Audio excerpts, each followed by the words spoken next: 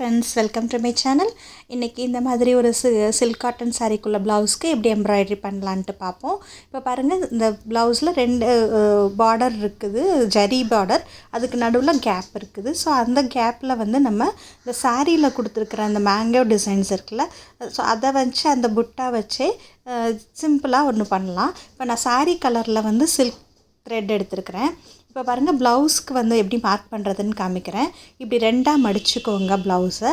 அதை திருப்பி இப்படி 4ஆக மடிச்சுக்கிட்டிங்கன்னா அது சென்டர் கிடைக்கும் நமக்கு. ஸோ அதை வந்து ஓப்பன் பண்ணிவிட்டு அந்த சென்டர் பாயிண்ட்டை நீங்கள் மார்க் பண்ணிக்கோங்க.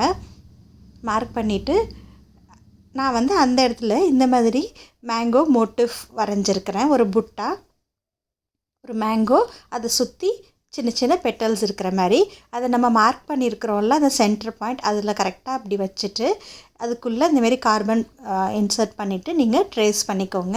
இந்தமாரி சின்ன பீஸாக கட் பண்ணிட்டீங்கன்னா அந்தந்த இடத்துல அந்தமாரி புட்டா பண்ணலாம். உங்களுக்கு 5 புட்டா வேணுனாலும் கண்டினியூஸாக பக்கத்தில் பண்ணலாம். நான் இப்போ வந்து 3 புட்டா வந்து அதில் வரைஞ்சிருக்கிறேன்.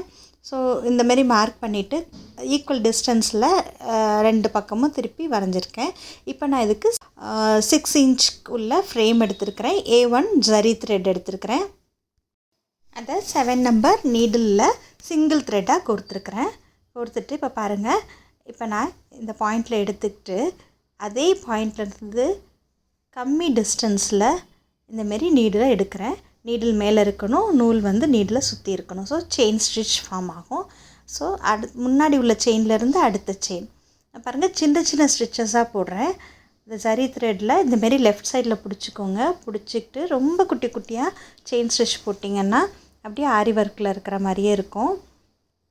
ஸோ இது ஈஸியாக போட்டுடலாம். நமக்கு இந்த செயின் ஸ்டிச் இன்னும் கிராண்டாக வேணும்னா அந்த செயின் ஸ்டிச்சுக்கு பதிலாக நீங்கள் சுகர் பீட்ஸ் வந்து ஒரு லைன் வைக்கலாம். நான் இப்போ செயின் ஸ்டிச் யூஸ் பண்ணி பண்ணுறேன். ஸோ செயின் ஸ்டிச் ஃபுல்லாக ஒரு லேயர் போட்டுட்டு அதை வந்து அப்படி கீழே லாக் பண்ணிடுறேன். அந்த செயினை லாக் பண்ணிவிட்டு திருப்பி அது பக்கத்துலேயே ஊசியை எடுத்துட்டு அகெயின் இன்னொரு லைன் வந்து நான் செயின் ஸ்டிச் போடுறேன். கொஞ்சம் திக்காக நமக்கு அவுட்லைன் கிடைக்கும். அதுக்காக அதை ஒட்டியே ஃபஸ்ட்டு உள்ள செயின் ஸ்டிச்சை ஒட்டியே இன்னொன்றும் போட்டுக்கோங்க.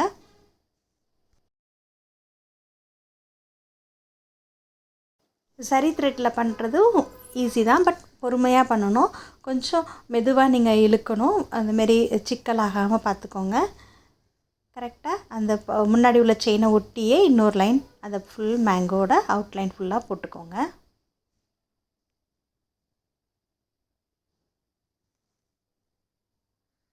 ஸோ இப்போ பாருங்கள், நான் அது 2 லைன் போட்டுட்டேன். இப்போ நடுவில் வந்து இந்த சில்க் த்ரெட் க்ரீன் கலர் எடுத்துருந்தோம்ல, அது வந்து 7 நம்பர் நீடிலில் நான் 8 ஸ்ட்ராண்ட்ஸ் எடுத்துருக்கிறேன். 4 இது ஊசியில் கோர்த்துட்டு 8ஆக மடித்து நாட் போட்டிருக்கேன். பாருங்கள், நடுவில் ஒரு லைன் இருக்குல்ல, அந்த லைனை ஃபாலோ பண்ணியே ஃபிஷ்போன் ஸ்டிச்சில் நம்ம இப்போ ஃபில் பண்ணலாம். ஃபஸ்ட்டு ஒரு ஸ்ட்ரெயிட் லைன் போட்டிருக்கேன். அதுக்கப்புறம் இந்தமாரி பாருங்கள், அந்த மேலேருந்து கரெக்டாக அந்த ஃபஸ்ட் லைன் போட்டிருக்கோம்ல, அதுலேருந்து ஒரு நூல் அளவுக்கு கேப் விட்டு கீழே ஊசியை விடுறேன். சேம் பாயிண்டில் விட்டிங்கன்னா உங்களுக்கு இந்த ஷார்ப்பாக அந்த வி கிடைக்காது.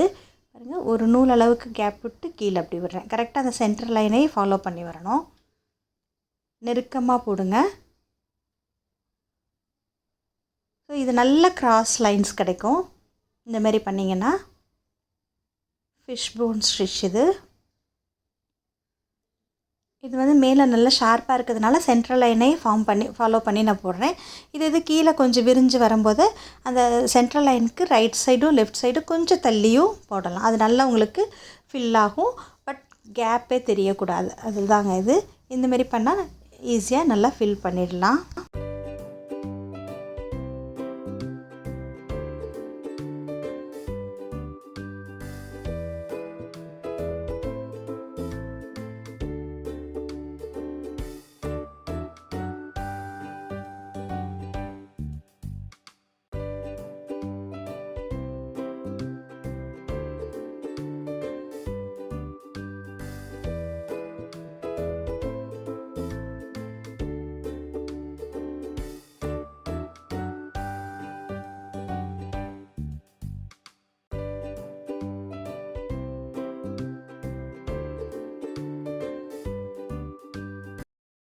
இப்போ பாருங்கள் கீழே வர வர நான் சென்டர் பாயிண்ட்க்கு ஒரு கொஞ்சம் தள்ளி அந்த பக்கமும் சென்டர் லைன்லேருந்து இந்த பக்கம் கொஞ்சம் தள்ளி போடும்போது ஒன்றுக்குள்ளே ஒன்று அந்த நூல் வந்து நல்லா ஃபில் ஆகும். ஸோ நமக்கு அந்த கேப்பே தெரியாது. ஸோ இந்த மாதிரி மெத்தடில் நீங்கள் ஃபுல் ஃபில்லிங் பண்ணிங்கன்னா ரொம்ப அழகாக இருக்கும். அது நல்ல வெல்வெட் லுக்கும் கிடைக்கும் உங்களுக்கு. நீங்கள் 3 ஸ்ட்ராண்ட்ஸ் எடுத்து 6ஆகவும் மடித்து யூஸ் பண்ணலாம். நான் இப்போ வந்து 4 எடுத்து 8ஆக நான் யூஸ் பண்ணியிருக்கிறேன். இவ்வளோ திக்னஸ் வேண்டாம், கொஞ்சம் கம்மியாக வேணும்னா 6 ஸ்ட்ராண்ட்ஸும் நீங்கள் எடுத்துக்கலாம். ஸோ இது பாருங்கள், இது ஃபுல்லாக இப்போ பண்ணி முடிச்சிட்டேன். ஸோ அதே த்ரெட்டை வச்சு இப்போ வெளியில் இருக்கிற பெட்டல்ஸ் பண்ணலாம். அதுக்கு நான் லேசி டேசி ஸ்டிச் யூஸ் பண்ணுறேன். ஒரு பாயிண்டில் எடுத்து சேம் அதே பாயிண்ட்லேருந்து ஒரு டிஸ்டன்ஸுக்கு இந்தமாரி பெட்டல் போடணும். அதை வெளியில் அப்படி லாக் பண்ணிடணும். ஸோ லேசி டேசிக்கும் நான் வந்து டியூட்டோரியல் கொடுத்துருக்குறேன், ரெஃபர் பண்ணிக்கோங்க.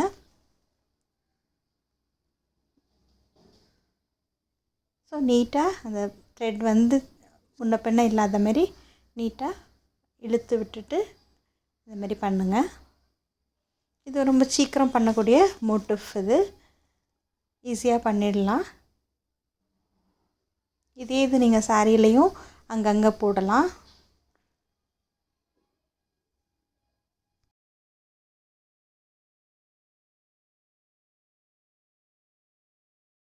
ஸோ இப்போ பாருங்கள், இது ஃபுல்லாக முடிச்சிட்டேன். இப்போ நடுவில் வந்து ஒரு கோல்டன் லைன் வேணுங்கிறதுக்காக அதே ஜரி த்ரெட்டை டபுளாக எடுத்துருக்கிறேன். எடுத்துகிட்டு ஒரு செயின் ஸ்டிச் 4 or 5 ஸ்டிச்சஸ் மட்டும் ஒரு கோடு மாதிரி நடுவில் போட்டுக்கோங்க. அது செயின் ஸ்டிச் ஒரு 4 or 5 ஸ்டிச்சஸ் போட்டிங்கன்னா போதும்.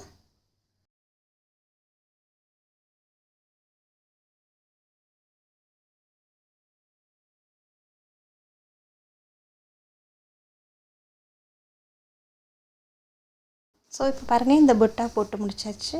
இவ்வளோ சிம்பிளாக நீட்டாகவும் இருக்கும், பட் அழகாகவும் இருக்கும் பார்க்குறதுக்கு. ஸோ இந்த டிசைன் உங்களுக்கு பிடிச்சிருக்கும்னு நினைக்கிறேன். ட்ரை பண்ணி பாருங்கள். உங்களுக்கு எத்தனை புட்டீஸ் வேணுமோ அத்தனை மாரி நீங்கள் அத்தனை இது போட்டுக்கலாம். நான் இப்போ இது 3 மட்டும் போட்டிருக்கேன். தேங்க்யூ. தேங்க்ஸ் ஃபார் வாட்சிங்.